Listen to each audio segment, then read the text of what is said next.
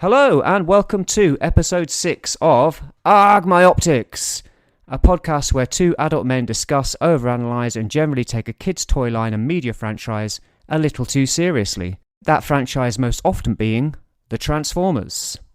I'm your host Orion Ghia, and joining me via the miracle of the internet is my similarly ridiculously named co-host Virtual Dave. How's it going, Virtual Dave?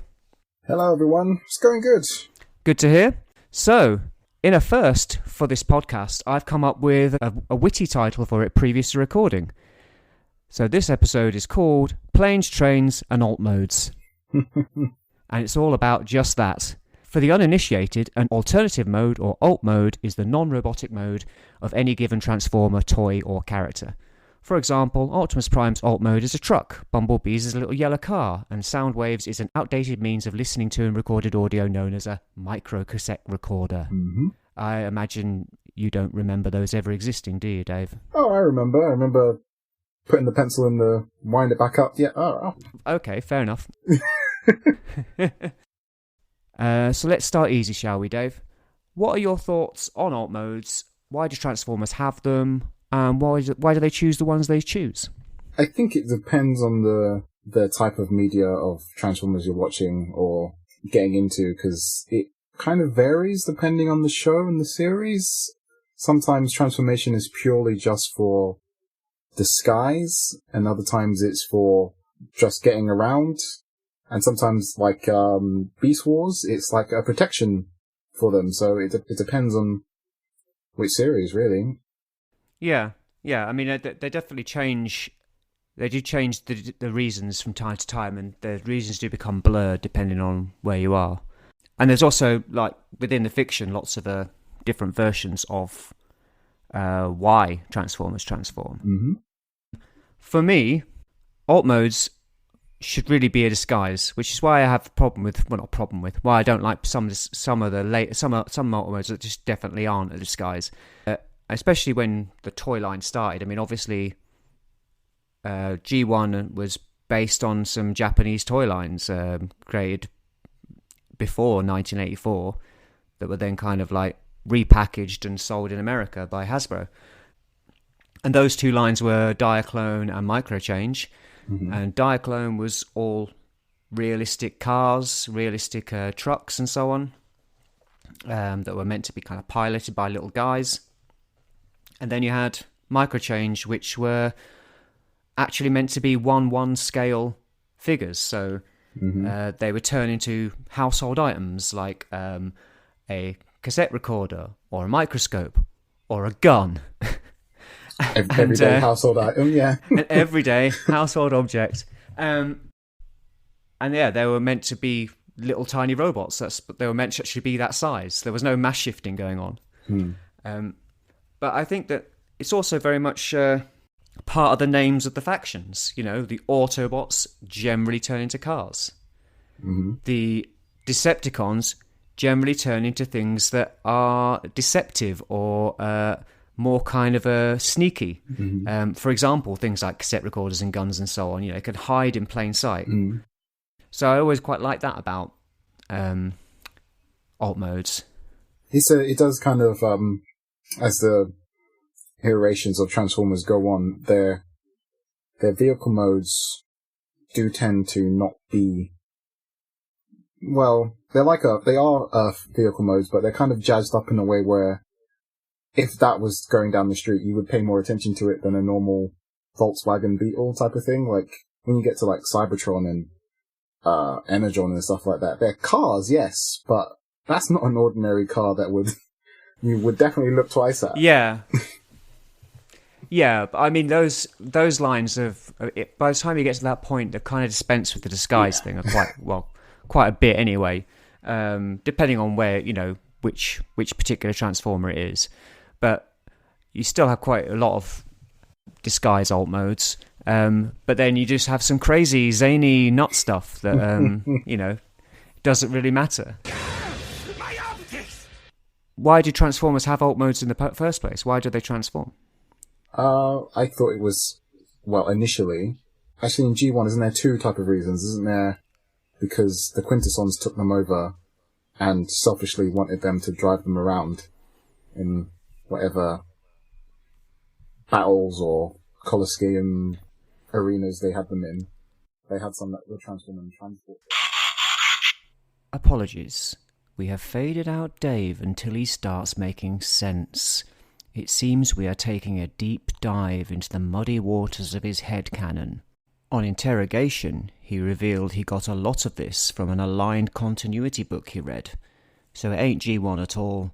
In the G1 continuity, the Quintessons are said to have created both the Autobots and Decepticons, but not the ability to transform. Also, wasn't it to do with espionage as well when the war started? As someone got the transformation technology first before the other one, I can't remember who. Yeah, in the cartoon, transformation was invented by the Autobots during the war in order to disguise themselves and sneak attack the Decepticons because the Decepticons were stronger. But interestingly, in the comic book, transformation was originally invented by the Decepticons.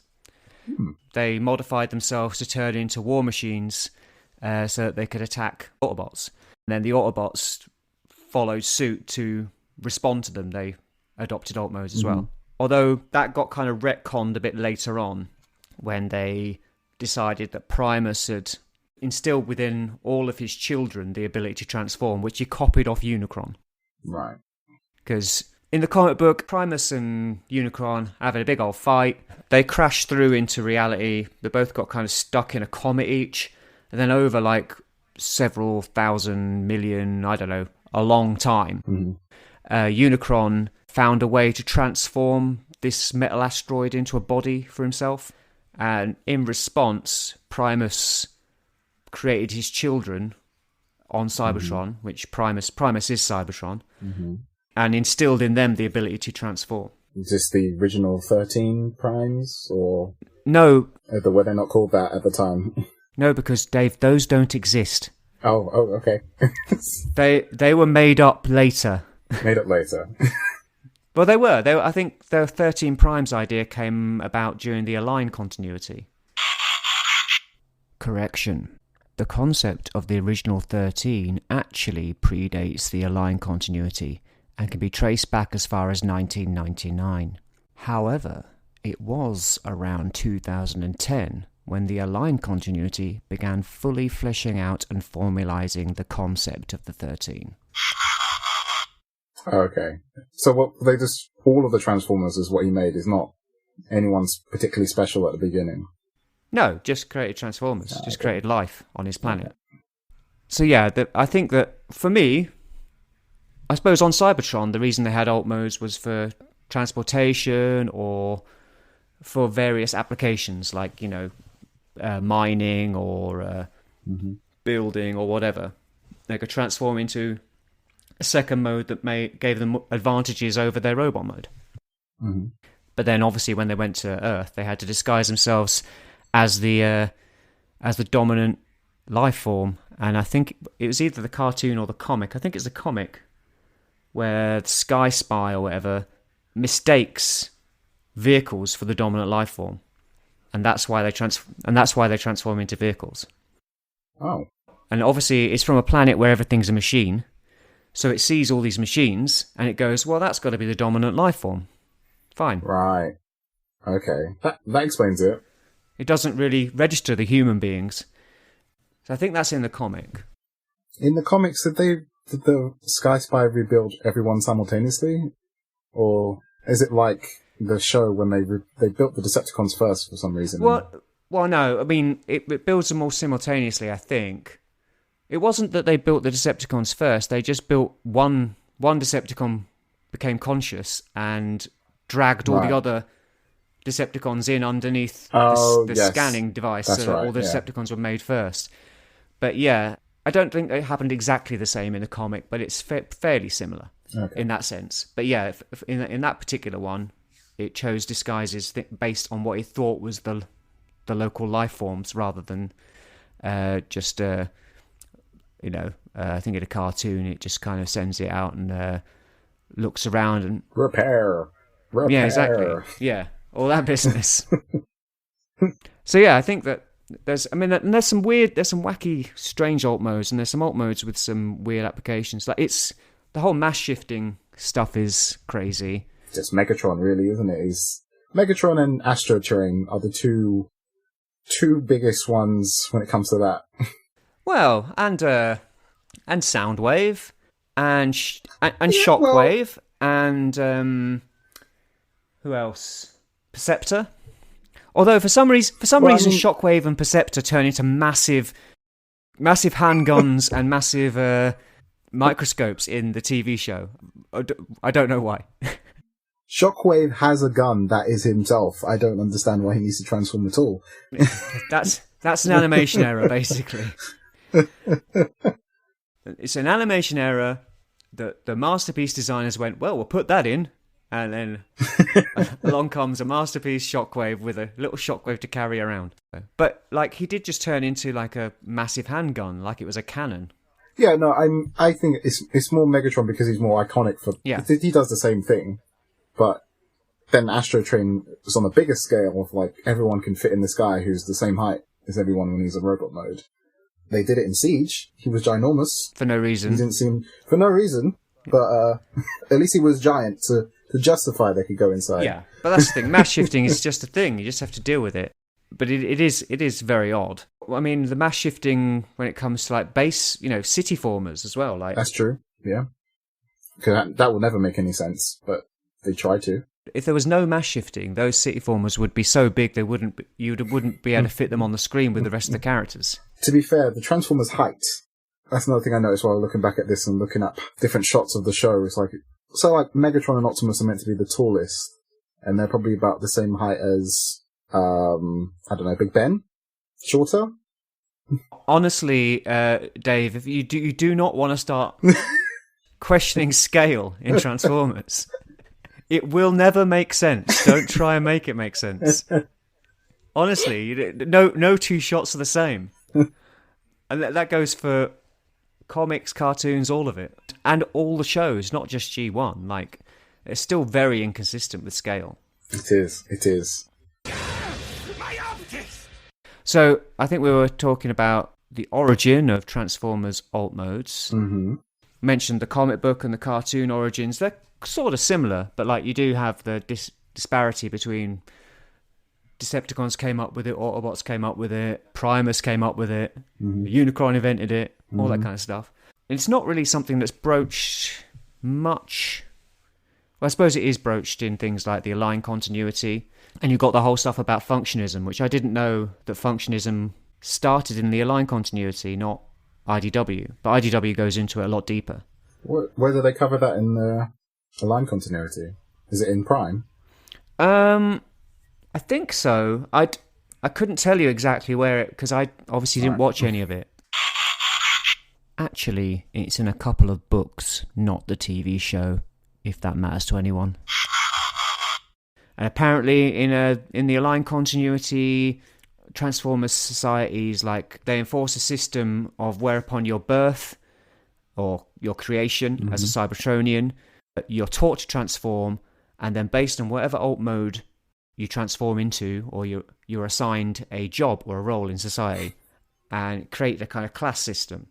So those people with higher ranking roles based on their alt mode, all your kind of scientists, politicians, engineers up here, and then below them, your manual workers, your miners, and your builders and whatever. Wait. So is there, when they make this transformation or transition into their first transformation, are they basing it off of an actual truck or something in front of them? Or so are there actual non-transforming trucks running around Cybertron, or do they just come up with the alt mode themselves?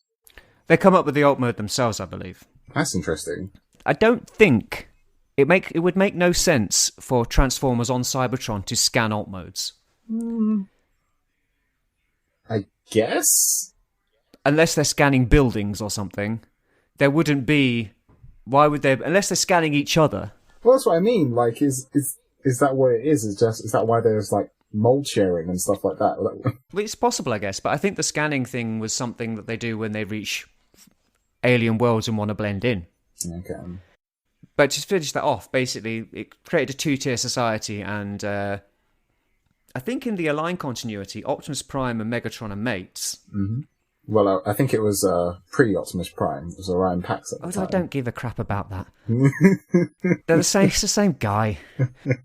They're mates. They both want to bring down functionism and allow people to determine their own fate, decide what they want to be, rather than being told what they need to be. Mm-hmm. But during the process, at some point, Optimus or Orion Pax is voted the next Prime, and Megatron's not very happy about this. Mm-hmm. And it becomes a kind of problem between the two of them, and then they have a massive fight, and the Decepticons are basically the working classes rising up against the ruling classes. And then in IDW, they go a lot more into it than that, like a lot deeper, and you have like people who remove their transformation cogs so that they can be just one mode. They're fighting against functionism, Wow. So they have their transformation cogs surgically removed so they remain in robot mode forever in order to not be made to be a certain type of citizen society. And then also, your importance is based upon your usefulness to society and also your scarcity. So say you're the only Transformer that turns into this one thing, you're considered more important than 6 Transformers that all change into the same thing. An example being, okay, in IDW, there's a lot of Transformers that turn into memory sticks, and they're considered useless. Right. Because there's so many of them, they're pointless. Okay. So they're treated as kind of a slave class. Rewind is one of them. Orion Ghia hasn't read all of IDW yet, and his knowledge has holes. The slave class he's talking about are actually known as the disposable class. Cybertronians with a common alt mode are deemed to be disposable and forced to run on lower grade energon than the rest of society. However, they were treated as slaves, and there's a strong allegory to racism here. The reason Optimus Prime, for example, gets to rise to a more prominent position is that he has a very useful alt mode. A truck is more useful than, say, I don't know, a pickaxe. I mean, yes, I guess. Well, a pickaxe has a very specific use. Whereas a truck can be used for a lot of different things. I suppose so, yeah. So, yeah, I mean, that's functionism. But, I mean, that was created a lot later on. But I do like the idea of it, and it does create a kind of interesting class system, and it gives Megatron a good reason for his uprising. It does. I think in IDW, and in a lot of different versions, he's a miner or a gladiator. His function is determined by his alt mode to do those things, and he wants to be the leader. He wants to take over. So he doesn't think that he should be pushed into this position. So he stages a revolution, which often for me now paints him more as a good guy, and Optimus less so. I think there was something you wanted to cover, wasn't there, about how do Transformers see in their alt modes? Oh, yes, I do. It's something that has always kind of been floating around in my head since Unicron trilogy, because sometimes they would have scenarios where like mud would get on their windscreens and they claim they couldn't see in alt mode, or when they were talking to each other, sometimes like the tail lights would flash to indicate they're speaking, or little things like that. It's just like, so what exactly are the rules there? How does that work? I mean, I'm not sure there are any rules, but yeah, there's been bits in various versions of Transformers where you're given the impression that they can see out of their windshields or whatever they turn into. I suppose if they turn into something that already has eyes, like a beast, then that's obvious. But like, yeah, if it's a spaceship or a tank or whatever, where I would assume that they just have external sensors that can do all that stuff, because I mean their eyes aren't eyes, are they? They're like cameras, if you know what I mean. Yeah. So there's no reason why they wouldn't have them on the outside of their alt mode. Well, I mean, in the sense of, see, this is why I have kind of problems with it, because that means that you would have those type of sensors in your robot mode as well, so no one could really sneak up on you or do any things like that. Well, it depends how many of these sensors you have, doesn't it, really? I mean, if I assume in robot mode, they mostly just see what's in front of their eyes. Yeah. And I'd assume maybe in their alt mode, it would be roughly the same. It would be what's in front of them rather than what's behind them.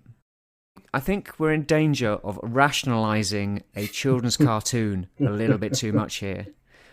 That's what we're meant to do. This is... Yeah, well, yeah, true. But I mean, I reckon the answer to this is no one really thought about it that hard. I mean, I can take that. It's just... It never bothered me as much as it did you.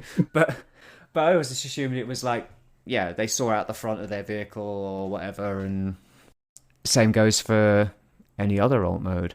I mean, you'd kind of wonder how Megatron sees. Does he see out of his viewfinder? You would think so, wouldn't you? And then... Yeah. I mean, that's the canon in robot mode, so then is it still a camera? Is he... Well, this is something I wanted to go on to, actually. I don't know if it is a canon, because this is something that's interesting, or something that I find odd, is the idea of having visible bits of your alt mode in robot mode. Are those actually those bits of that vehicle or not? So like a... Well, I was going to say like Perceptor or something, where it's... Well, for example, in the first episode of G1, we see Optimus Prime, we see Jazz, we see Wheeljack, we see Bumblebee, all on Cybertron, with Cybertronian alt modes. However, their robot modes definitely look like human vehicles. Well, I mean, is that down to just them not thinking that far ahead, or... Well, of course it is, but it raises an interesting point. Like, Jazz clearly has the bonnet of a Porsche 911 on his chest, and then he turns into something completely different. So, are those robot modes determined by their alt mode or not? You do see that happening later in other series, where their robot modes will change, look different because of that. So I think in that sense, they were just kind of, they just went, well, we've done the character designs and we can't be bothered to change them now. It's fine. But, when you look at the Seekers in that first episode, they don't look like they turn into Tetrajets. No. And you look at Bumblebee, he doesn't look like if he turns into a flying saucer kind of thing. He looks like he turns into a VW Beetle. It's pretty obvious from his feet and everything. Flying saucer with wheels, I might add, which was always strange. Sorry? Flying saucer with wheels. Well, it was a vehicle, really. It just looked like a flying saucer. It didn't fly. It didn't fly. It did not fly. I mean, I like that idea, because it's kind of like the transformations on almost like clothing kind of thing. Like it's just something that they put on as a disguise. Kind of like people in theatre and someone's in a horse. It's just, they put on the costume, they become the horse, but when they stand back up, they're two people again. It's not really what they look like, it's just like shell forming, if anything. Yeah, so the outer part of their body changes depending on what they want to be turning into. Which definitely you see a lot more of later on. I think it's only that early G1 when they really didn't know what they were doing that they... it's like, hang on, Optimus Prime looks like a truck, but he's turning into this? I don't get it. Like, the original alt mode of Optimus Prime in the comics is like, it's just this weird kind of red blob with a gun on top. Doesn't really look... I suppose I just went, well, what could this conceivably turn into on Cybertron? This. A big red block with a gun on top. Fine. But yeah, I think it's definitely covered later on. I mean, you see it in Beast Wars and Beast Machines and so on. Their bodies do physically change depending on what new alt mode they've taken on. But even with stuff like Beast Wars, apart from like whatever fan stuff they've done, I'm not sure if any like fan comics have covered it, but I'm sure they had alt modes on Cybertron beforehand, but in the show, as far as we could see in the first episode, even though it was all in darkness, they kind of were just like the protoform bodies with no alt mode, no visible alt mode at all. Yeah. Kind of things. Well, I suppose they didn't need them at the time. Oh, no. Yeah, they were in space. They were just travelling from A to B. Not really any necessity for an alt mode. But I mean, in the case of like, because it's meant to be so far in the future that they get to a point where they didn't need to transform anymore. Well, Well, that's another question, isn't it? Like, do they need to transform? I mean, why do Transformers always need to transform? Like, I mean, we can go back to the fact that it's a toy line of transforming robots, so that's why they transform, obviously. But it's interesting that they all have to have second modes, or more than 3 modes, 4 modes, 6 modes, whatever, even when it wouldn't necessarily seem necessary. For example, the IGW comics, especially the later stuff, like Phase 2 stuff, especially things like More Than Meets the Eye and Lost Light, those guys almost never transform, because there's no call for it. They're just constantly in robot mode. I guess it depends on what the transformation would do, because it's not...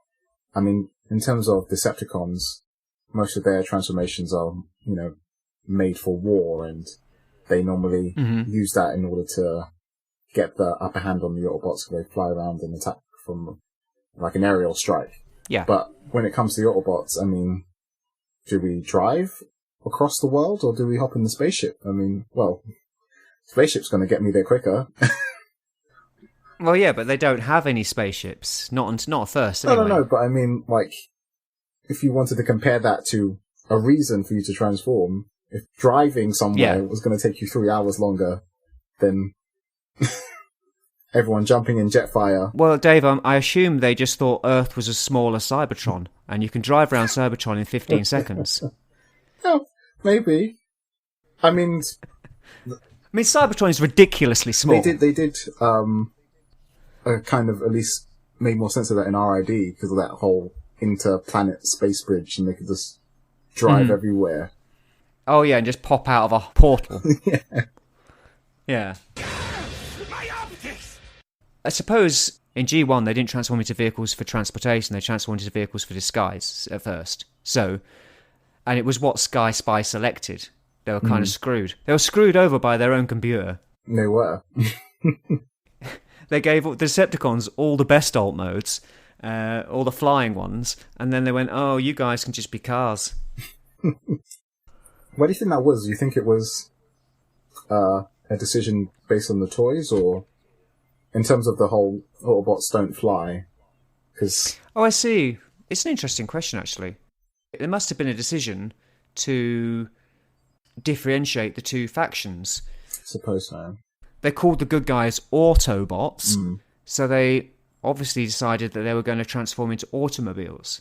And the Decepticons, the baddies, they could transform into more nefarious things, like things that are kind of sneaky or dangerous, like military vehicles or little tape decks that can hide and record stuff, spying things, or a handgun, a powerful weapon, that kind of stuff. But I mean more in terms of, like, the weird rules of, if you have a jet alt mode, that means you can automatically fly in your robot mode. But if you have you turn into a cassette player, that means you can also fly. But I mean, that was really, again, I think it's one of those things that they never didn't think through, and it just kind of like entered into law just because they went, well, we'll just have the Decepticons fly. Why? I don't know. We just will.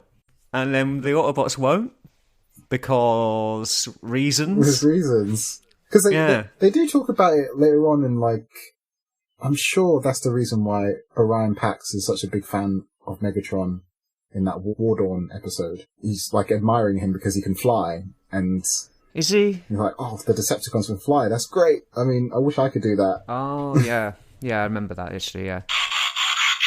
Virtual Dave is correct. In a Season 2 episode of the G1 cartoon entitled War Dawn, the newly introduced aerial bots travel back into Cybertron's past and meet Orion Pax, the robot who, in this continuity, would later become Optimus Prime. Pax and his mates are impressed by some new kind of robot that can fly. The aerial bots recognise them as the Decepticons, namely Megatron, Shockwave and Soundwave. Yeah, I think maybe the Decepticons had forged themselves better bodies or something because they were preparing for a war, maybe. Maybe. What I wanted to get onto, like, we were kind of talking about it, like, so alt modes have reasons for existing, uses, but what about bad or not particularly useful alt modes. Because I think the reason we're having this discussion now is that I dare to say the Dinobots have crap alt modes. I don't understand why you have that viewpoint, but well, you do understand. Look, they're useless. I think okay. So if we're saying G1 in particular, yes, of the Dinobots interpretation, I still don't get why you see that, because they were a force to be reckoned with in their alt modes. It wasn't such that their robot modes were a threat to anybody. It was the fact that the Dino modes were so imposing to the Decepticons, and but why seemed to be better shielded against their attacks and everything. But why? I don't know. That's what I mean. That's what I don't like. I don't see, like, you're a robot, and for some reason the Dinobots can fly, all of them. Also, yes, yeah, because they had wings. One of them had wings. The kibble on their back kind of resemble wings. Yeah, but they're not wings, are they? They don't flap them, do they? Okay, maybe they can glide. I don't know. Anyway, especially in the cartoon, they're massive robots. They're bigger than most of the rest of the Autobots at that point. Anyway, I mean, I suppose the only other Autobot around that's of a similar size would be Jetfire. So they're massive. They're already giant robots. They're armed to the teeth. Each one of them's got like a massive gun and a big sword. Flame sword, yeah. Well, sometimes it's flaming, sometimes it's not. They seem much more powerful in robot mode than the Autobots. So I don't see why the beast modes, the Dinobot modes, or dinosaur modes, sorry, are that threatening. I mean, don't get me wrong. I think they're really cool. I think they look great. They make great toys. I'm just talking about within the fiction, they're not terribly practical. Right. They're very slow-moving, with the exception of Swoop, slow-moving, impractical alt modes that don't really serve an awful lot of a purpose. I would much rather turn into a sports car than a Diplodocus. I mean, off the top of my head, I don't remember them ever really fighting in their robot modes. If they do, not for very long, then they kick it up a gear and they transform. Yeah, and that's fine, but I don't know whether that makes it a good reason to have that mode. Toys. I mean... Well, no, that's what I said. I said, don't get me wrong. I think they're really cool toys. They make sense. That's what I'm saying. It made sense in the context of the toys, but not so much in the context of the show. Okay, so if we skip forward then to the Align continuity, where they really refocus on that old story of Shockwave, like having some sort of battle with Shockwave, and sometimes he created them having this alt mode. As far as I understand the Align continuity, they were a team of Autobot, like SWAT team or something. They were a special ops team that were kidnapped by Shockwave and were given these alt modes. You know, they forced it on them, made them into these feral robots that they can almost control these beast modes now, and they had to learn how to transform, break free of his control, and transform at will. Like they couldn't do it normally, as you know. Okay. So they were more vicious. Yeah, that does give them a better reason for existing. Indeed, in Generation 1, the comic gave them a much better reason for existing. The Ark crash-landed on Earth, and way before that eruption that activated the computer again, Shockwave came looking for them from Cybertron, and he turns up, and Teletran 1 registered his arrival, and used what small amount of power it had left to format 5 Autobots on the ship into the Dinobots. At that point, it went out and scanned the dominant life form, which were dinosaurs. And then it sent them out to go and stop Shockwave. Now, that makes much more sense than Ratchet and Wheeljack finding some dinosaur bones and then going, let's make some dinosaur transformers for no reason, and let's make their minds tiny so they're idiotic and dangerous. I mean, Prime gave the okay, so... Yeah, another bad decision, Prime. Another bad decision. Don't listen to those idiots. Ratchet's normally quite rational, but we all know what Wheeljack's like. Oh, yeah, especially back then. there are some robots that, within the context of the fiction, it doesn't make an awful lot of sense, the robot modes. I mean, it's incredibly impractical to turn into a mini cassette recorder. I mean, how else are you going to house like 10 different cassettes in your chest? I mean... Well, no, but that was the genius of the original toy, having the little tape minions. But that wasn't what it was designed for, if you know what I mean. Like, it was designed as a little toy that had little robots inside it, which is great design. Mm-hmm. But then they had to work that into Transformers somehow. I guess it made more sense in terms of them being the communications guy. Wasn't that his designation? Yes, it totally works for his alt mode. Yeah. Fits his place in the ranks. Yeah. Well, that's another thing, isn't it? Because often the alt mode of a character is tied to their personality or their vocation or their name. Yeah, definitely. So when they'll turn up somewhere, they're like, "Oh, isn't it interesting that this character who's called this has turned into something that seems very fitting for this particular name?" Like, for example, Bumblebee. Oh, he turns into a VW bug. Or classic one, Smokescreen. What can he do? He can make smoke screens and hide us in middle of battle. Yeah, yeah, exactly. Yes, and Skywarp can teleport for some reason. But in Beast Wars, when they scan their alt modes, everyone gets an alt mode that kind of fits their personality. Cheetor's got like a speedy alt mode, and he's a bit reckless and a bit of a speedster, if you know what I mean. And the same goes, like Hot Rod, for example, is the same. And then you've got wiser robots having more kind of clever alt modes. Optimus Prime turns into a gorilla. Orion Ghia is having another one of his senior moments. He knows full well it's Optimus Primal, not Optimus Prime. And then, you've got the more kind of Machiavellian evil characters turning into spiders, and the more powerful characters or the more warlike characters turning into dinosaurs or, raptors and T-Rexes and so on. So it's almost like preordained that that they'll select something fitting to their character. There isn't really many versions in Transformers where they have a name and it's different to what the name is when they get their alt mode. I mean, the only one that really springs to mind is Rodimus Prime getting a different name upon a new alt mode. Well, we're just talking about Beast Wars. Everybody in Beast Wars changes their name. But do they? Yeah. Yeah, they do.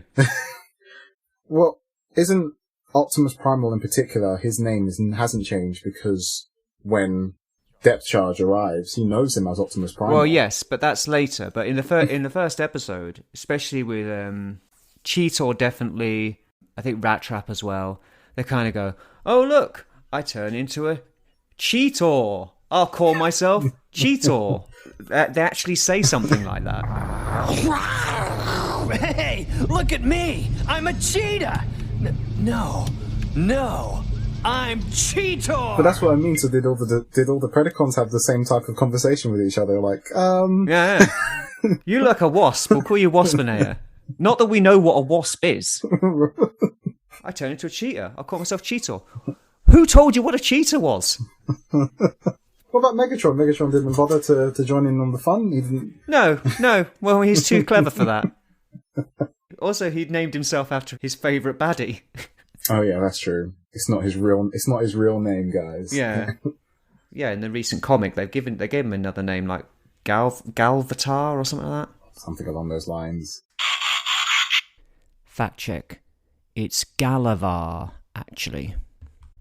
Dave and Orion plan on reviewing the new IDW Beast Wars comic if they ever get round to it. Spoilers, they both like the first 2 issues. No, it's just interesting that it's not interesting, it's obvious why this happens. It's because toys. Because toys. You have a robot that turns into... Well, let me just have a look at my shelves here. You have a robot that turns into a tape deck, you call him Soundwave or Blaster. Mm-hmm. You have one that turns into a police car, you call him Prowl. Hot Rod, he turns into a speedster. Mm-hmm. it's the toys really, but it's always interesting that they're so connected with their alt mode. Especially when you bring into the conversation the fact that they can change, especially later on, they can change their alt modes at will. So why would their name be so heavily connected with a particular alt mode if they can change it so often? Yeah, it's true. I mean, I remember that as a kid when Hotshot in Cybertron, well, doesn't really die, but gets severely wounded with a couple of other Autobots, and then they have to reformat them to the Cybertron Defense Force. Yeah, and doesn't he turn into an APC? He turns into a massive artillery vehicle. Yes, yeah. An APC, all-terrain or armoured patrol vehicle or whatever, armoured troop carrier, whatever. Something like that. Orion isn't great at letters. Obviously, APC stands for Armoured Personnel Carrier. However, Cybertron Defense Hotshot's alt mode is actually an ASV, an Armoured Security Vehicle. Same difference, right? Yes, no, sorry, I'm thinking of Scattershot because of tanks. But no, yeah, they all change into these massive things, and it doesn't really fit his personality because he was the fast, revving, young Autobot. But now he's... I mean, I never really liked the character, but yes. He's a dick. I mean, I even brought him today. He's a dick, and he doesn't even look good. Crushing all of my childhood heroes. No, I mean, I never really liked him. I think he looks like the bastard child of Hot Rod and Bumblebee. I thought that was some sort of in-canon thing, that he was the child of Hot Rod and RC. Well, Transformers can't have children, so I don't know what you're talking about. But yeah, I mean, he just felt like a kind of, we're just doing this again. We're basically melding the two characters together of Bumblebee and Hot Rod into one thing. Because we didn't have the copyright on the two names, so we'll make a new guy, and he'll take the spot. Dave is correct. It was originally intended for Hotshot to be called Bumblebee, but at the time of Armada, Hasbro had actually lost the trademark on Bumblebee to a child swing. They attempted to get it back a few times over the years, but ultimately gave up. Yeah, and he's also got a bit of a rubbish name. Hotshot. Yeah, I mean, what does that even mean? It's a classic 80s film, isn't it? Yeah, well, Hot Shots. I don't think they're named after Hot Shots. No, but I mean, it's like it sounds like something you'd have as a name if you turned into something that shot something, but he doesn't shoot anything. Just his mouth, I suppose. He's very angry teen. I guess so. Yeah. Well, to be honest, I never watched Armada, so I wouldn't know what he was like in that. I just thought he looked like he had a crash helmet on. So we've got the general reasons for why things transform. I mean, we kind of touched on it, but there's the energon protection thing, which is why they transform into beasts on Beast Wars. No, it's not disguises in Beast Wars at all. It's just to protect themselves from the energon radiation. Mm-hmm. So, which is an interesting concept. I quite like that because it meant that there was none of that kind of necessary, kind of having to blend in thing, because it was obvious they couldn't blend in. I mean, Rat Trap is a rat the size of a cat. Not a regular cat, like a tiger or something. And he's really big as far as any rat goes. Yeah, because they do have that comparison multiple times. He bumps into other little rats. And yeah, I'm like, bloody hell! Why is he so massive? There's not really any mass shifting in Beast Wars. No. So they've just gone out there, scanned a load of local life forms, and just used them as a template. So yeah, Rat Trap, because he's a fairly large robot, transformed into a fairly large rat. So the scale is kind of a bit different. It's like the Beast Wars characters in alt mode don't really scale, if you know what I mean. Because if they did, Megatron would be bloody huge. Compared to even Primal, I suppose. Yeah, he'd be able to step on Primal. it wouldn't be a fair fight. Yeah, you're right. I never really thought of it that way. It's kind of to just use it as a template to fit their own bodies, not change their bodies to fit the template. Yeah, I don't think they do. I think they must have. And I suppose that fits with the theme of they had the great reformatting where they became smaller robots in order to conserve energon. Yes. And be more energon efficient. So I imagine mass shifting, and I'm pretty sure this is covered in either the comics or, probably the comics, probably IDW, that mass shifting is very energon intensive. It takes a lot of energy to do. Right. So they probably knocked mass shifting on the head in Beast Wars because it was just too energon intensive. So they don't mass shift, and they don't have to care about blending in because the locals are non-intelligent animals, if you know what I mean, and certainly not capable of fighting back against them or doing anything about them being there. Oh gosh, no, they were not. No. Oh, and I suppose you did have the humans turn up a little bit later, didn't you? And which is a bit strange, but that's fine. It's fine. But yeah, the idea of energon protection was a good one. I like that. I suppose we should talk about city formers if you want to talk about them. Oh yes. Well, they're kind of different, the two, because they are meant to be dramatically. Well, one's bigger than the other. When you say like a Scramble City, Metroplex, and Trypticon versus Fort Max and Scorponok or Grand Max, actually Grand Max is smaller, isn't it? But all of those guys. Mm-hmm. I think it's one of those things where you just kind of just have to believe it. You can't think about it too much. Agreed. I think this is the thing though. I much preferred the way it was dealt with in the comics because those big city bots, when they were robots, they mass shifted down to a much more similar size to much more similar size to the rest of the robots. So they weren't hulking massive giants.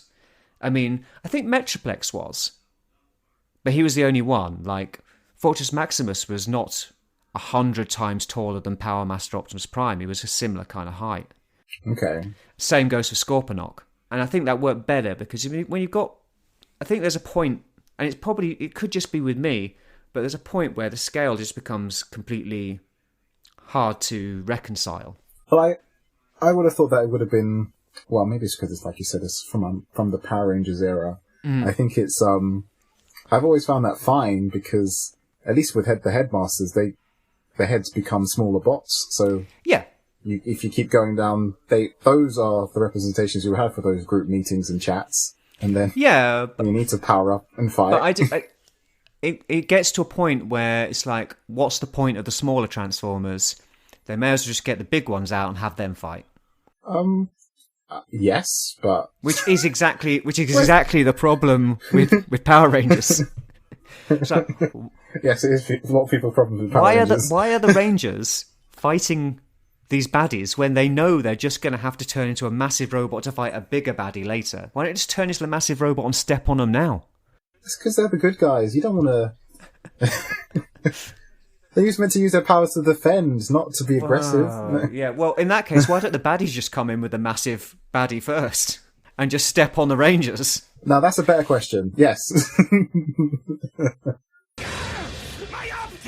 I suppose we should talk about the toys side of thing, really. Oh, yeah, Kibble. Well, yeah, so what did you want to say about Kibble? I mean, in terms of a toy, Kibble can be kind of... It's more like two camps about Kibble. Either you just accept it because it has to turn into this thing, or some people think that the robot mode should take priority and the Kibble should be as minimal, hidden away as possible, which is kind of... it's not really practical in most figures. I mean, maybe if you get to the masterpiece where they have a bit more money to engineer it to tuck away somewhere, but most of the time, I feel like it's part of the character. Like, yeah. So like Grimlock, his wings on his back is a staple of his Kibble. Like certain Kibble just has to be there. I think there's a differentiation between what a lot of fans would call kibble or unwanted kibble, and also what would be considered acceptable parts of their alt mode in their robot mode that reminds you of what they turn into. So, and that's in both ways. Like seeing robot parts under a car. Like, I never understood. Of course it's going to be there. Where else is it going to be? Well, it works both ways. I don't think many people are that bothered about that, generally. Some people. Well, yeah, well, those people have got an issue. But, like, what I was going to say was, I don't think anyone would describe Prowl's door wings as kibble. Mm-hmm. I don't think anyone would describe the fact that Bumblebee's feet are two halves of the front of a VW Beetle as kibble. Mm-hmm. But unwanted kibble or unsightly kibble is when you've got bits of the robot mode, of the alternate mode, hanging off their back or hanging off their arms or hanging off wherever, where it just looks unsightly, it just looks unpleasant, or, conversely, it's not show accurate. Yes. I mean... One or the other. I mean, it can be just that it's ugly. I guess, like Leo Convoy, Masterpiece Leo Convoy. Mm-hmm. I remember people... Lio Convoy, praised and also disliked the fact that his front lion legs are on his elbows, but that is show accurate. But then people... It isn't, it isn't. Well, that's the thing. So sometimes he has it on the back of his arm, sometimes he doesn't. Yeah. But it's one of those things where I know that you don't agree with certain parts of show accuracy, because sometimes it could be the detriment of a figure, or it could be the really selling point that it looks like, well, it looks like that panel, so you can't complain, but it's what people You can't complain if you're simple-minded and think that just because he looked crap in this show, he has to look crap as a toy too. Well, that's it. And he didn't always look crap in the show. He just looked crap in this one screenshot you found. That for me is the issue. Like, Lio Convoy looks cool in the show regularly. Mm-hmm. Mm-hmm. And that toy does look cool, but I think that those legs on his arms are too big. Mm-hmm. Because if you look at the show, they're smaller. They get more tucked away. Yeah, they're more tucked away. They're huge on the MP. I would have preferred it, and it's just something that Takara don't do. But I would have preferred it if he could remove them and put smaller ones on. Oh, like parts forming or something. Yeah, I would have been fine with that, because it would have made the Transformer look better. I would agree. Yes, it's show accurate in some shots, in some screenshots, in some parts of the show. He did have massive lion paws hanging off his arms, but other points he didn't, and everyone knows that looked better. And they're not even consistent with show accuracy, because his the blades that come out of those arms, because those arms are so big, they look completely unshow accurate when deployed. They don't look anything like they looked in the show. Yeah. That's also true. I mean, it's the reason why they're so big is to accommodate that gimmick, just for that. Well, exactly. So in a way, they've achieved show accuracy in order to achieve non-show accuracy. I think if you want to be really simplistic about it all, you can just say, if it's in the show, it has to be on the toy. Mm-hmm. And I just think that sometimes you just need to think, well, does it look good as a toy? No, it doesn't. Maybe we'll change it a bit. But kibble is acceptable in some places and not in others. And I do think that some people have unrealistic expectations of certain toys. Because they are toys, they are three-dimensional objects, and they have to put that stuff somewhere. It's just how they do it and how successfully they do it that sometimes, it's a sliding scale. And something will be acceptable to some people that's unacceptable to others.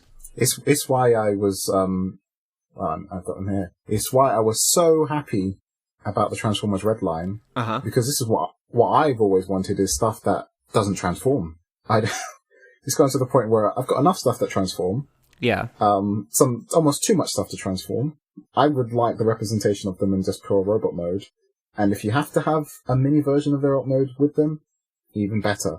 But if not, just a robot mode, because that is mostly what I personally care about. Yeah, I would agree. I mean, I do like transforming Transformers, but I equally like the idea of non-transforming ones. I mean, I have a few. I used to collect Action Masters when they first came out. So, the original non-transforming Transformers.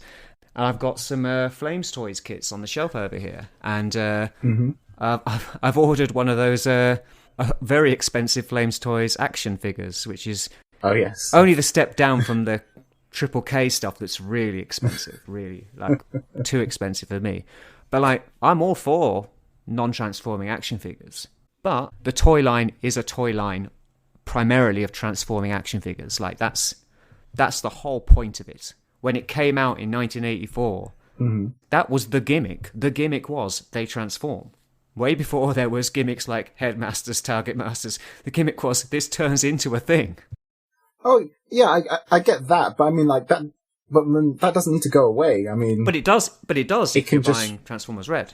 Well, not for me. I mean, I would happily buy both. It's not... No, but what I mean is that obviously you still have to have transforming Transformers. You can't get rid of them. So when you're talking about kibble, there's an acceptable amount of kibble and there's a non-acceptable amount of kibble, and that changes depending on who you are. Yeah. My optics! So we both recently got the New Age Galvatron. Oh, yes. I've got three different versions of him. But I've transformed every one of them. Mm-hmm. You said you're not going to transform yours. Yeah, I have no plans to. Isn't that like buying a book and not reading it? I'm not sure if it's the same as that, but... Or just flicking through and looking at the pictures? It's probably more that. Yeah, I accept that more. It just kind of feels... It feels to me like you're missing out on an important aspect of what you've just purchased. I guess it's also because I never was really a big fan of his alt mode. It's not... I've never craved the best representation of that, but his robot mode has always been kind of half attempts and they're not always there. I mean... Yeah, but that's... I can agree with that. He's not got the greatest alt mode, but aren't you at least curious? Don't you at least... Do you not get a new Transformer and want to transform it? Oh yeah, I mean, I just have no desire to transform him. I mean, it's the best mini masterpiece version of Galvatron, whatever version you get, it doesn't really matter. That mold is so good in its robot mode, and I mean, the metallic paint on it is the Chef Kiss, and I would be terrified to ruin any of the paint on it. You could, yeah, but I mean, it's not a particularly expensive figure, and also, as long as you're careful, you'll be fine. I mean, I don't know. I get what you mean. It's like sometimes you're just curious and you want to do it at least once and transform it. I have to. It's like OCD. I can't not do it. Look up there. Look. Where is he? There he is. You see? I see him flying. I'm pointing out to Virtual Dave that on my shelf behind me I have Zeta Unicron transformed into his planet mode. Now, I didn't want to transform him, but I had to transform him. Because I know that he can transform, and I need to see both I need to do it. Right. I don't choose to transform Transformers, I have to. Because if I get it, I need to see that other mode. I need to do it at least once, just to see how it works and to know it can do it. And I feel like if I haven't done everything that a figure can do, I'm not getting my money's worth, if you know what I mean. And that sometimes that can be the undoing of me, because maybe I chip the paint or maybe I damage something or whatever. Mm-hmm. But if you're not going to experience the whole thing, then I don't know, you may as well just be buying statues or something like.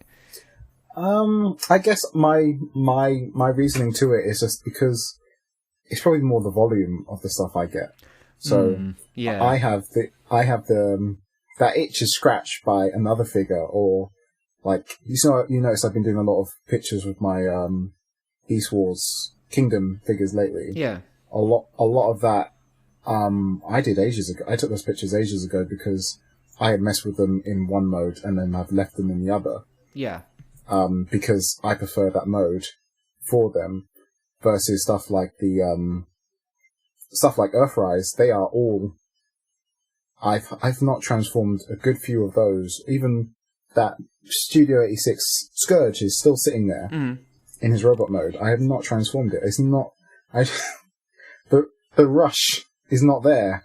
Yeah. So, are you buying action figures? Mm-hmm.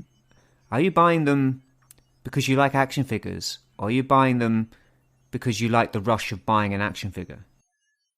Both.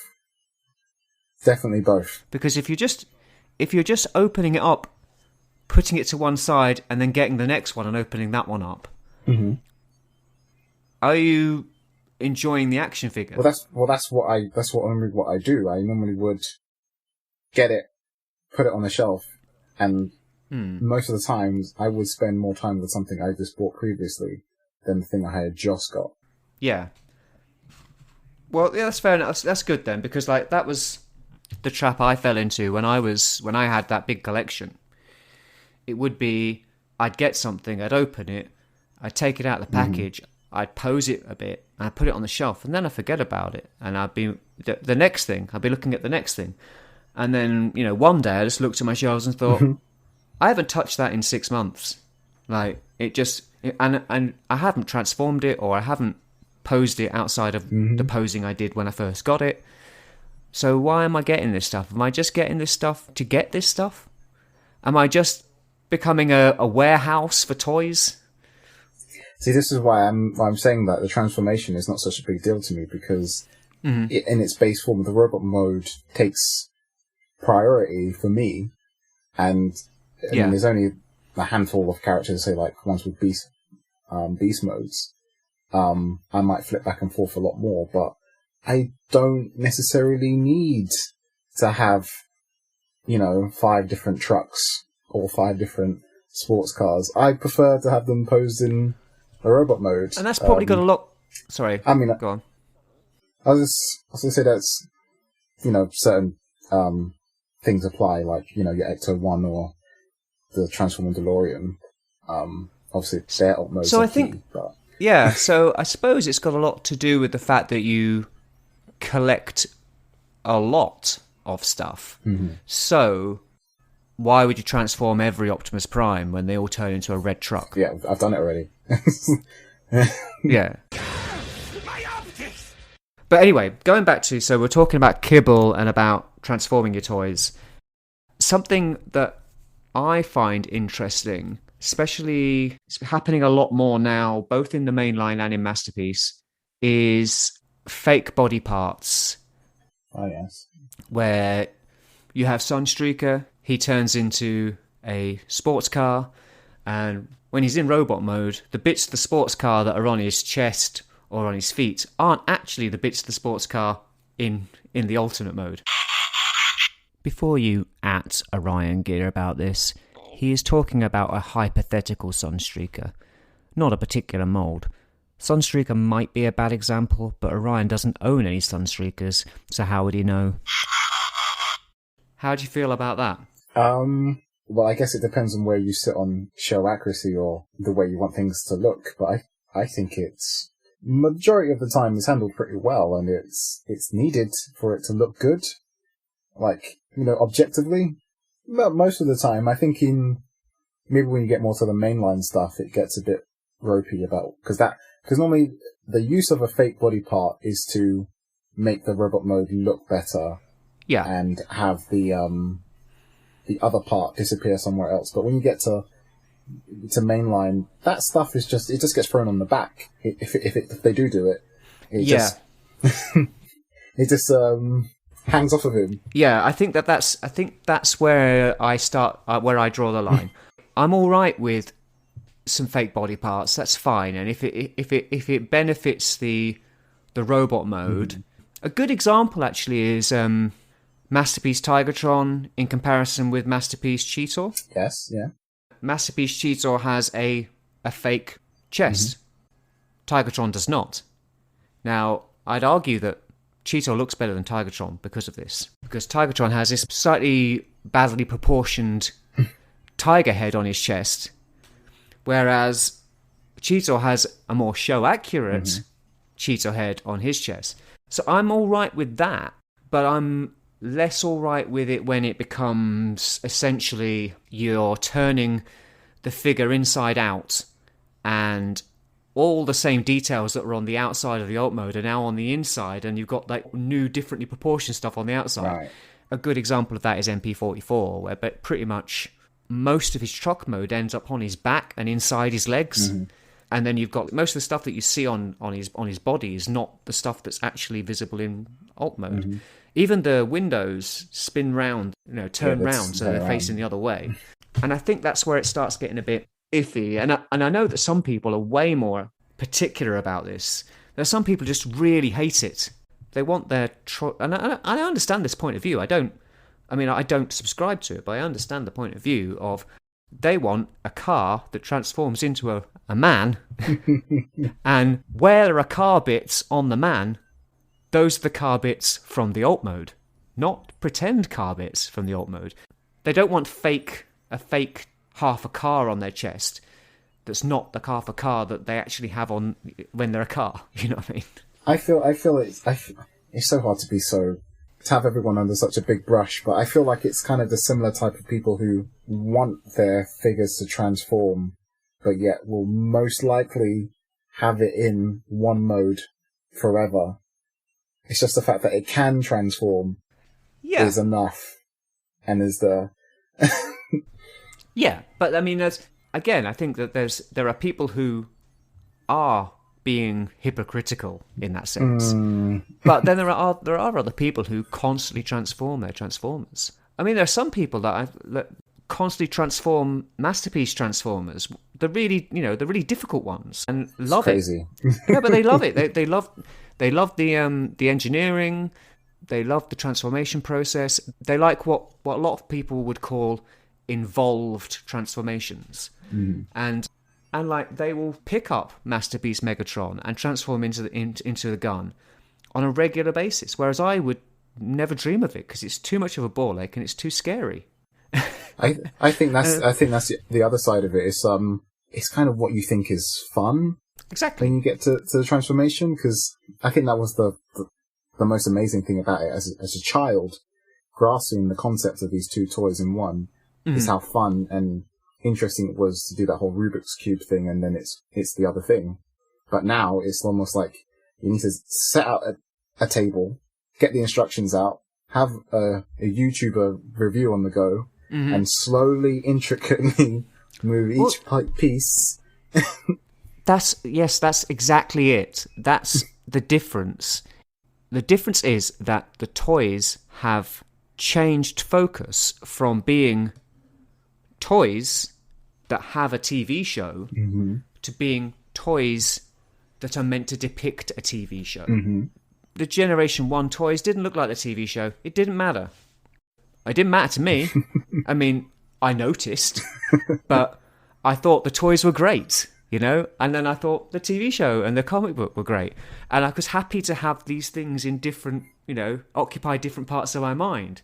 But now, as the fandom has moved more towards a kind of adult collector nostalgia realm, with more and more kind of focus on show accuracy, it's now about making this one thing turn into this other thing in the most accurate way as possible, and that the result of that is more complicated, less enjoyable transformations. So, I mean, look at this.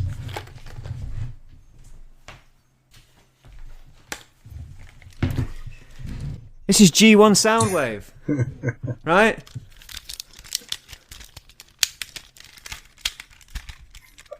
Done. It's fun. It's intuitive. I don't need to look at the instructions. I don't need to follow a YouTube video. It's over in no time. Any idiot could pick this up and transform it. And that's no longer the case. Even with mainline stuff. Even mainline stuff is getting more and more technical. Yeah. Yeah. I mean, I haven't bought any mainline stuff in a while, but I've seen them, and I've seen a few videos of people transforming them, and it's not simple. It's not obvious. Like most of the Generation 1 toys, you can pretty much pick them up and transform them without any instructions. And the same goes for, Beast Wars and a lot of other stuff. Pretty much up until about the movies. Yeah, the movie stuff. Yeah, I think. Yeah, I would say it was it's definitely, I think that probably is the movies. There's been a shift in how people view a transformation and how, that whole thing of your bang for your buck is like, well, because it does all these things, I have justified that it's this price or it's this figure. It's higher in my mind's eye of it being a collectible or something, being a cheap kid's toy that can do it in like a one-step changer or something. It's the kind of viewpoint people have against it is changed dramatically, which I guess you would, because you've become a child. You're a child and you're an adult, so you would see things differently. Yeah. You wanted to talk about, and you mentioned this in a WhatsApp message. If anyone listening, this is how this whole podcast started. Me and Dave having very long, borderline arguments about Transformers on WhatsApp. Mm-hmm. Because I'm a bit of a cantankerous old twat. But anyway, you mentioned that you wanted to talk about auto-transformation gimmicks and self-transformation. Yes. Yeah. And heads popping out and so on. And when you said it, I was like, what is he on about? I don't know what he's talking about here. I don't see what anyway, you please enlighten me. It's a thing that you don't really see much anymore, to be honest, but it's like, I remember as a kid, a lot of the leader class or whatever Primus was, a commander class, or... Are we talking about, is that from Galaxy Force, from Cybertron? Yeah. Supreme class, that is it. A lot of those price points had a lot of electronics and moving parts and automorphing. So that always used to be a thing for me, is that whenever you would get something that big or reaching that price, it would automatically always have lights and sounds, or a feature where something would move to reveal the head, or missiles would pop out and stuff like that. That side of transformation you don't really get anymore. Not a lot of spring flipping out weapons or automorphing. That's all kind of been superseded by... been sacrificed at the altar of show accuracy and articulation, hasn't it? Yeah, and I don't know if it's a good thing or a bad thing, because for me, it was always a fun aspect of the toy. Yeah. And it was a playable feature. I know some voice chips can be irritating or sound completely weird because they're not by the voice actor or anything like that, but at least the lights sometimes, I think, work pretty well. Yeah, I've discussed my general dislike of electronics, but I do agree some of those play features, it's a shame that they're missing. Like, it's a shame that you don't have that anymore. Like, spring-loaded missiles, regardless of the safety issues involved in those, but just generally kind of lots of kind of action features on a toy can be really good, especially if they're done well. The example I tend to go for this is there's a few actually, but Air Attack Optimus Primal from the RID line, although he was going to be in Beast Machines. He's packed with play features. He has like a disc firing mechanism in his chest. He has a kind of punching, kind of, you can pull his arm back and he punches. He has a spring-loaded flip-out backpack with a jet effect on the back. It has sounds that can set off, and it's like a jet sound, and it will change tone depending on whether he's upside down or right way up, so you can fly him around. So he'll go depending on how you're moving him. Oh, cool. And then, of course, he has a voice chip, which is actually Gary Chalk, so, saying things like, "The seeds of the future lie buried in the past." Oh, wait. Yeah, when done well, these things can be great. So it is a shame that those things don't exist anymore, because that's quintessentially Transformers. You look at G1, and okay, first few waves, the gimmick, like I said before, the gimmick was they transform. But after that, you had all kinds of interesting, weird gimmicks that did all kinds of strange things depending on what the flavour of the month was, as far as Hasbro were concerned. It's a side of it. Why almost in today's market, I can understand why it probably wouldn't fly with a lot of collectors, because it kind of really, pushes that fact that it's a toy, and that's almost a thing that they don't want to hear, even though that's what it is. They don't want to hear that part of it. And it kind of, they do kind of do it in like Cyberverse and stuff, but it's in price points where it's not done well, so therefore it kind of ruins the toy to a degree.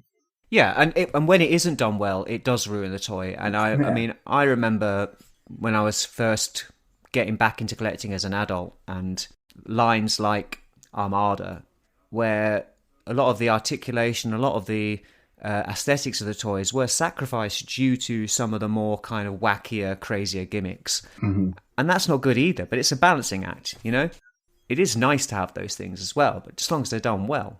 As for kind of auto-transforming, I think transformation is part of the joy of Transformers in the first place. So to have that taken out of your hands feels a bit kind of like you're shortchanging me.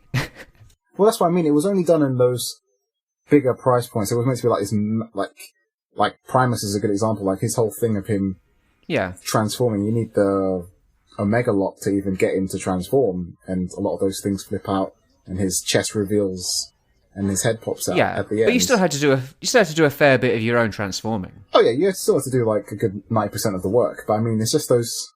It's not like Armada Prime's trailer. No. Oh god, no. No, that was awful. Well, actually, I mean, this brings us right up to date because of that. There's that new auto-transforming Optimus Prime. What do you think of that? Oh yes. Too expensive. Well, yes, it's too expensive, but let's say it wasn't too expensive. It should have come with his trailer. That's what? should have carried on the Armada thing and had a transforming trailer to go along with it. You're not one of them. Prime must always come with a trailer. Seriously. I think it's something that is really cool in the sense of it's cool in the way that it's beyond the fandom. It's cool robotics in our real world type of thing. Yeah. It's a type of technology that we don't see in the Western world very often, of like cool robots that can do things like that outside of like your basic Robo Sapien toy. In the early 2000s, it's really advanced stuff that is in that figure for it to do what it does and then work with the app and whatever. I think it's great. I do think it's fairly cool, but I wouldn't want it. Oh no. Because not just because it's too expensive, but because it does everything it's taken most of the joy out of what Transformers is to me. It's not that for me. It's not that for me. It's just more. I'm not that type of collector. The only reason why I would see why you would even really want it is because it's the first one officially, and it's a Transformers history point. Like this is the first thing of that. Like. Oh well, I'm sure that they're not going to make a hell of a lot more. Yeah. There's not going to be a line. There's not going to be a line of them. No. It's just going to be that one, and then maybe, I don't know, in another 10 years make another one that's more advanced or something. But no, I mean, obviously it's pretty amazing. Mm-hmm. But also, it doesn't feel like something I'd want to own. I mean, if I was to have a robot in my real life, I would want like a real robot that could do all the stuff like was it Asimo can do, or like really advanced robotics. But I mean, yeah, but I wouldn't want that at all. But that's what I mean. I would want it to be, if I was going to have it, it would have to be able to do a whole lot more for me to justify it being in my house. I won't even have Alexa in my house. I'm not having no robot spying on me. Oh, no way. No, that kind of stuff scares. I've seen Terminator. I'm not having that in my house. I mean, your house is surrounded by robots as it is. I mean... Plastic ones with no batteries. Well, there's no electronics in these. They're just made out of plastic and metal. No, I mean, yeah, like I said, that self-transforming robot. I mean, Kevin Smith loves it. Kevin Smith loves it, so it must be good. Mm-hmm. No, I mean it's a really cool gadget, Mhm. and I can see a lot of people who wouldn't normally buy Transformers buying it Yes. just because it's an amazing new gadget that we haven't seen the like of before. I imagine it will sell, even though it's incredibly expensive. Mm-hmm. I mean, it's a clever move by Hasbro because those things have been kind of popping up on the internet for years. And they've clearly, Hasbro have gone and spoken to the people creating these things and said, hey, do you want to do this officially? So that's cool, but it doesn't appeal to me as a Transformers collector because part of the appeal of Transformers is transforming them myself anyway, and it's also very, very expensive. My optics! Is there anything else you want to discuss regarding alt modes and transformation? I did want to talk about the sound. The famous... Oh, the transformation sound, yes.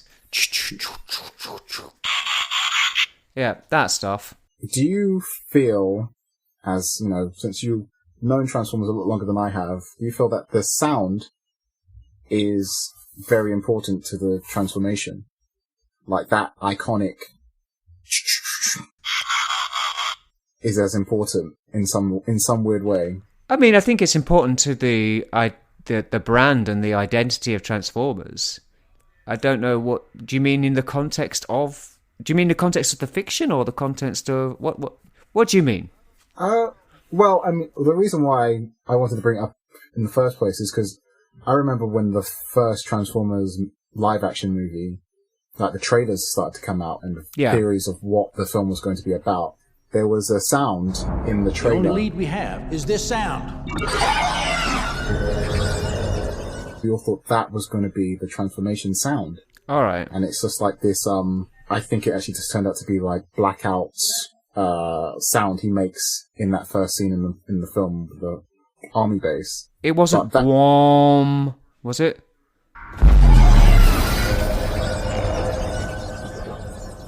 No, it was like a... Because that was in every trailer for about 2 years around that time. Every trailer had that noise in it. But go on, yes, go on. It was like an alien sound. It was like a... And the way they edited the trailer, they put it at different points they transformed.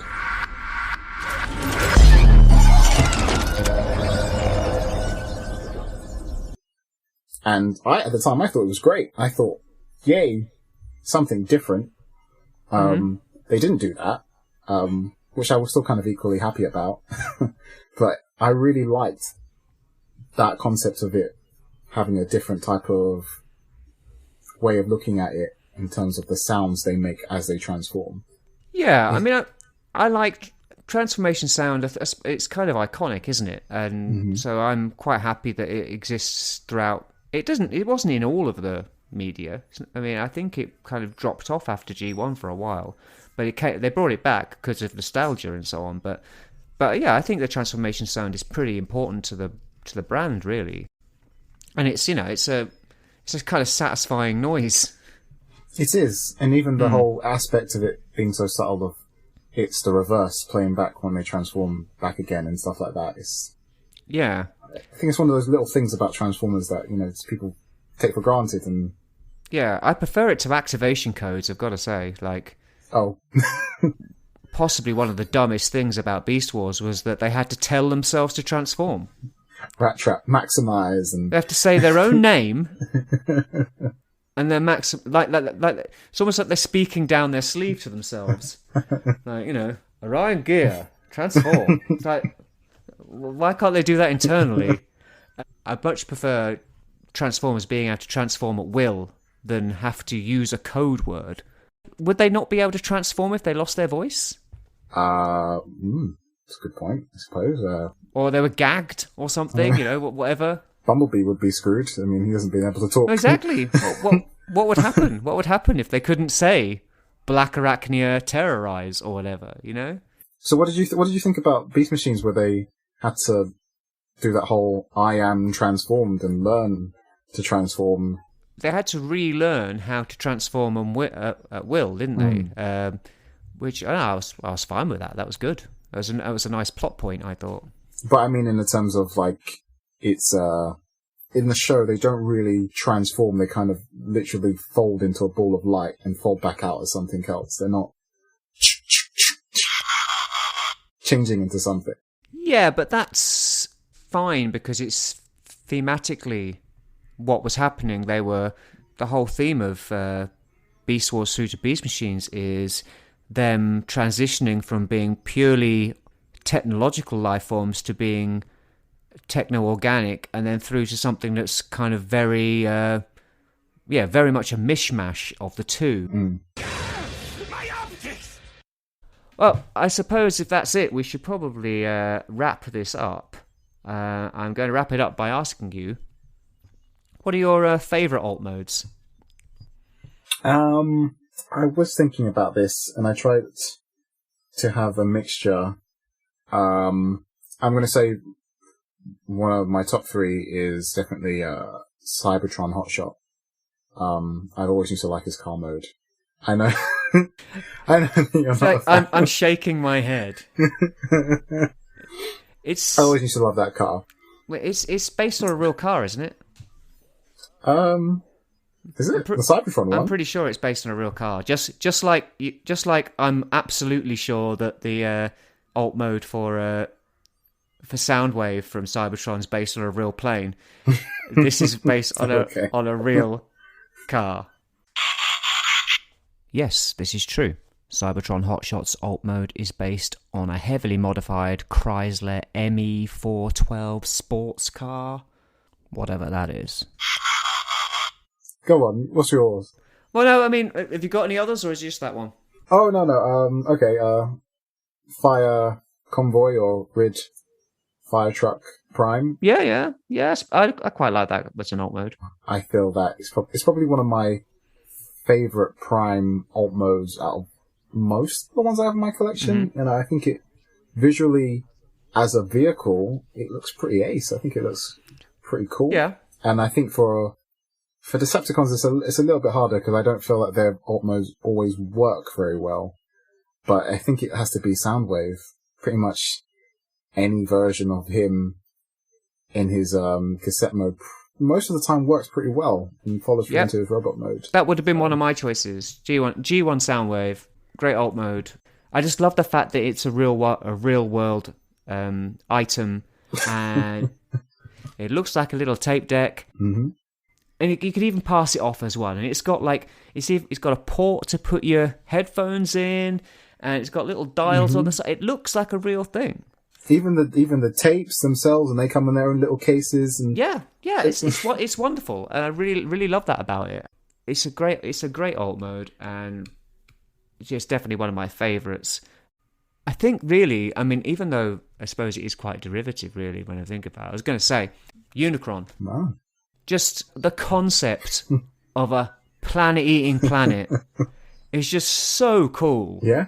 And I remember when I saw the 1986 movie, which probably would have been in 1986 or possibly 1987, I was thinking, whoa, this thing is eating a planet. So it's just a really cool kind of really ominous. I mean, like I was saying, I suppose it's heavily influenced by the Death Star from Star Wars and stuff. But it is a really cool alt mode. I like it. And the idea of a transformer that turns into a planet, as a kid, I thought that was amazing. But yeah, there's lots of really good alt modes. I would say, as far as toys go, Binaltech or Altnators, they were amazing because they were really focused on their alt modes, so they looked unbelievable. You know, they look like scale models of real cars. With doors and seats and everything, yeah. And everything, yeah. So they were really cool. The Autobot cars in Robots in Disguise. Yes, yeah. Mac Alert and I can't remember, X-Brawn. I don't know what they were all called. Sideburn. Yeah, they all had different. I mean, I might be using the Japanese names. I'm not sure, but like they were really cool.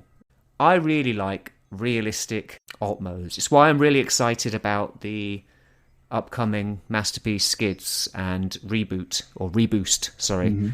Because they look like real cars, and I like that. I love kind of zany, crazy, spacey alt modes as well, but like I just really like the idea of it. People not being able to tell if it's a transformer or not. They go, "Oh, that's a nice car you've got on the shelf there," and you go, "That transforms into a robot," and they're like, "No way."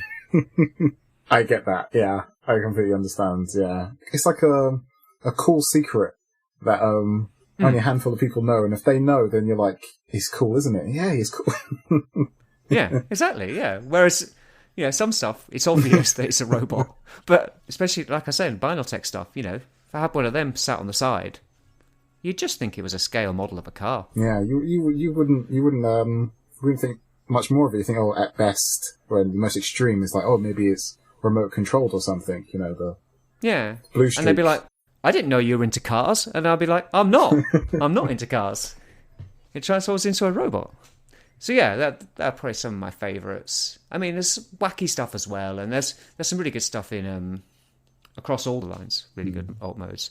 But yeah, I think for me the more realistic stuff's good. My optics! Okay, enough of that then. What are your favourite alt modes? What's your favourite reason for them existing? Let us know on social media. You can connect with us on Facebook. There's an AARGH My Optics page. Plus, you can find myself under the name of Ryan Ghia there, obviously. On Twitter and Instagram, I am at Ghia Orion and Orion_Ghia respectively. Dave, where can they go to send you death threats? Instagram at VirtualDave26. Always there. Excellent. So, if you've enjoyed our ramblings, great. Maybe you'd like to show your appreciation by liking, subscribing, sharing, reviewing, whatever. It's entirely up to you, mate. Thank you very much for listening, and please join us again next time on AARGH My Optics.